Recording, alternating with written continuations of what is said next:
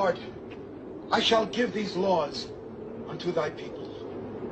Hear me! Oh, hear me! All pay heed!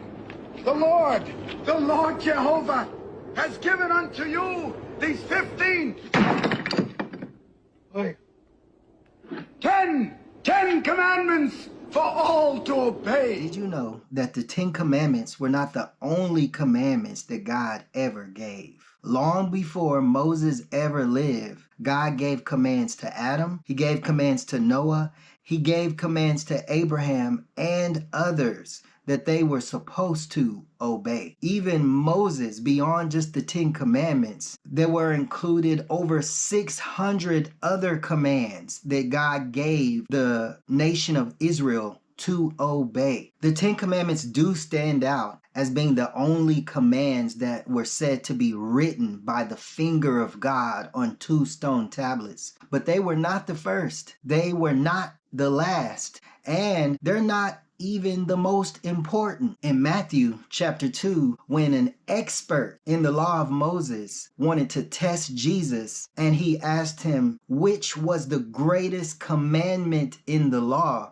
Jesus did not pick one of the 10 commandments, but instead, this is how the story goes. In Matthew chapter 22, starting at verse 35, one of them, an expert in the law, tested him with this question: "Teacher," he's talking to Jesus, "which is the greatest commandment in the law?" Jesus replied, "Love the Lord your God with all your heart and with all your soul and with all your mind. This is the first and greatest commandment. And the second is like it. Love your neighbor as yourself. All the law and the prophets hang on these 2 commandments." In Mark chapter 12, we get a little bit more detail about the conversation. Mark chapter 12, starting at verse 28. One of the teachers of the law came and heard them debating. Noticing that Jesus had given them a good answer,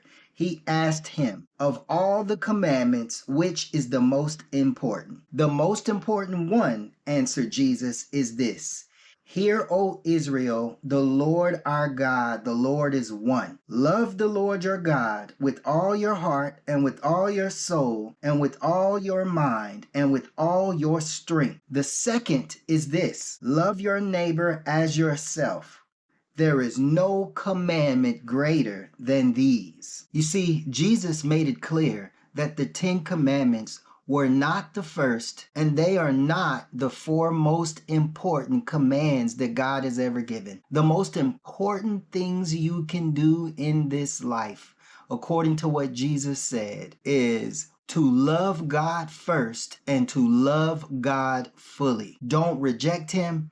Don't replace him with anything or anyone else. And notice it says with all your heart, all your cares and concerns, all of your soul, all the core that makes you you, all of your mind, all of your concentration and focus. And Mark says all of your strength, all of the capacity that God has given you to love anything or anyone, love him with it first and fully. And number 2, love your neighbor as yourself. That means love other people as much as you love yourself. These 2 commandments sum up everything that God wants for us and from us, because he cares about our relationship with him, and he cares about our relationships with one another. You see, if you love God first and you love God fully, then you won't replace him with any other God, like the first of the 10 commandments tells us not to. Then you won't replace him with idols that's been created, and you won't